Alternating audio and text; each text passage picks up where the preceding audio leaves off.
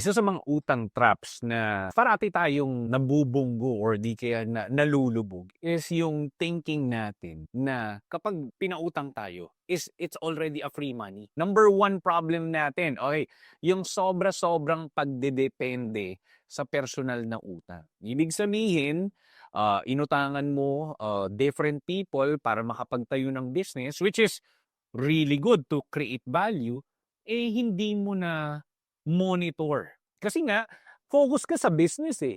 Ang thinking mo is dapat gumalaw to parati all the time. Eh, dumaan yung sales cycle na sobrang baba ng sales. Eh, hindi nakabawi ka agad. Eh, ang problema dun, kailangan mo pa rin magbayad eh. Di ba? Kailangan, no? O, di ba? So, nangutang ka sa 10 tao, whether you like it or not, whether the business will push through or hindi, eh, definitely, kailangan mo pa rin magbayad. So, doon na tayo nagkakaroon ng trap. Yung multiple source ng utang, pero ang nangyari is, hindi mo na forecast yung mga worst case scenario.